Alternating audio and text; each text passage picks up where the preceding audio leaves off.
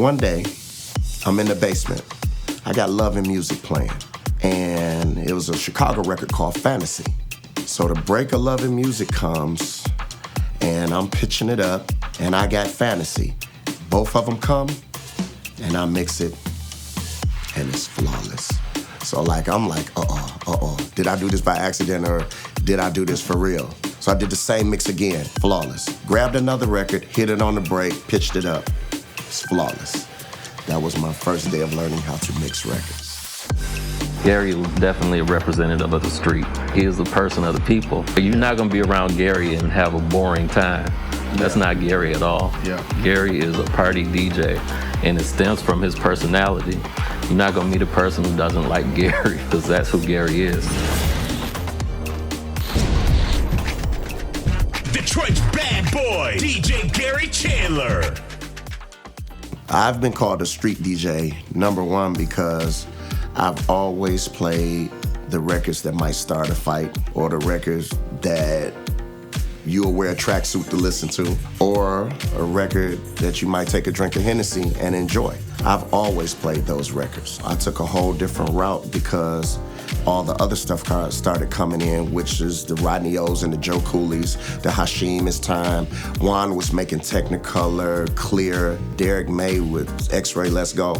And those were records that were considered party records and almost street records. So at that point, I had to have it all. WJLB was the biggest station in Detroit. WJLB FM 98, pumping out strong songs. WJLB FM 98, working up strong songs. WJLB FM 98, Detroit's strongest songs. Now, is that strong enough for you? So to have a DJ on the airwaves as often as Gary was at the time period that he was on the air is a really big thing. And he influenced a lot of the DJs that came after him. You know, he was a big part of my childhood growing up. Sure. Hearing him on the radio, hearing Mason on the radio, Mojo.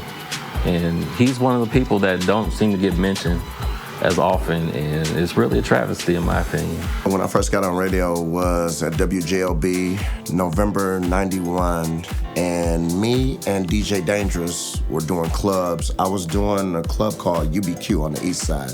Back in those days, from 91 to 2002, I was able to be Gary Chandler without records and radio, because radio goes by a certain type of programming nowadays and everything changed. But from 91 to 2002, I pretty much built the city, built my style, built my brand, and did it my way.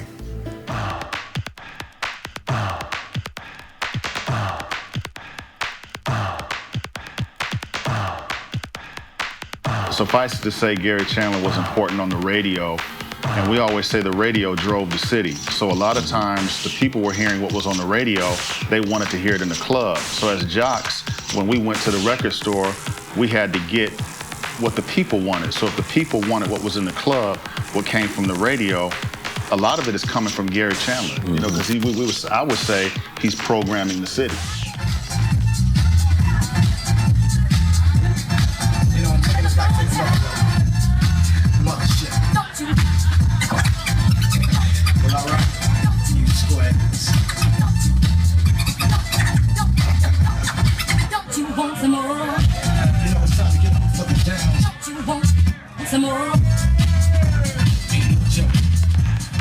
I've been able to play records that people have heard so many times in so many places by so many different DJs because I've learned them inside and out and took ownership and owned them.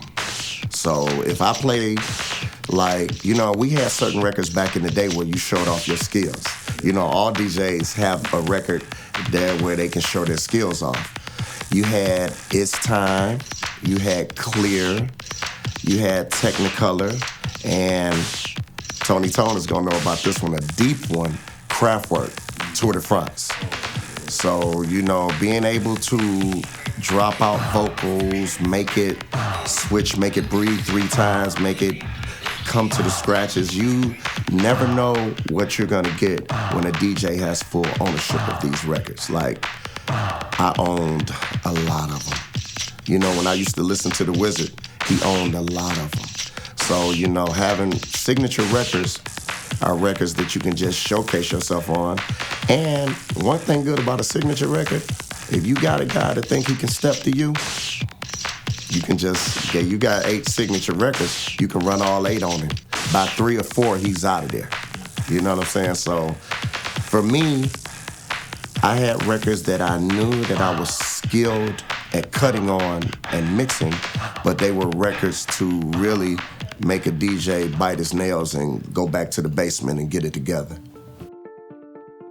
My ego is a definition of my skill set.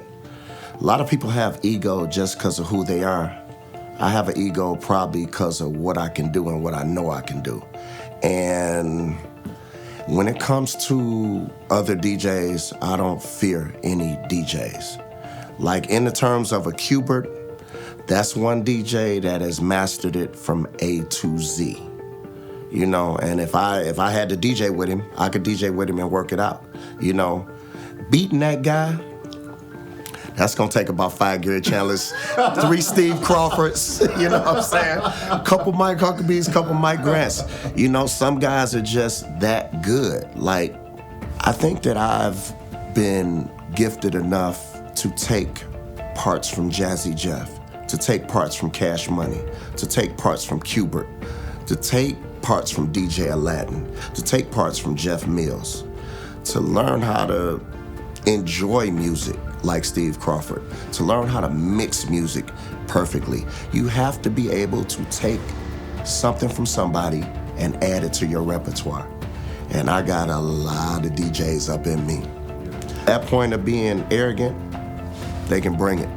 They can bring it.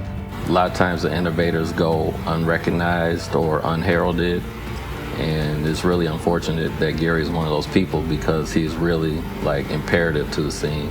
He's started a lot of things, and a lot of people were influenced by Gary. A lot of people who worked in record time, Godfather included, were recognized outside of just being, you know, salesmen of records, and they had a lot of access to other avenues which drove them there. With Gary, like we said before, he's really a street DJ. He's of the people, for the people, and he was in the club every night. And not networking like he should have, maybe, I don't know. But his story deserves to be told, and he needs to be recognized as one of the people that are really legendary as far as Detroit DJs.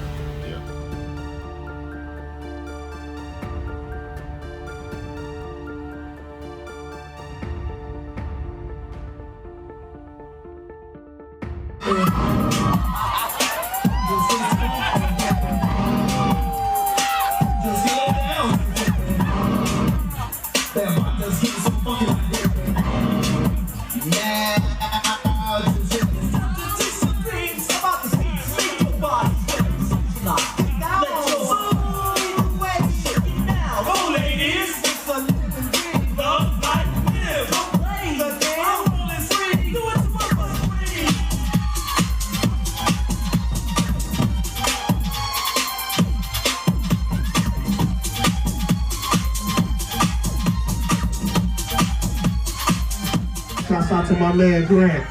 Shouts out to Mike Clark. Shouts out to Mike McConnell. Shouts out to Big Head. Shouts out to Ron Spears. Ron Spears, put your hands up. He's the first guy that ever hired me to do a party. Thank you for trusting me. And shouts out to my city. Thank you for loving me. I gotta show y'all something. That's my ass, because I'm about to show that. About to show that. If y'all ready to have some fun, make some noise, y'all. Hell yeah, boy. And last but not least, let me give it up to my man, Mr. Rick Wilhite. I gotta say one more thing before I start. I love my mother city.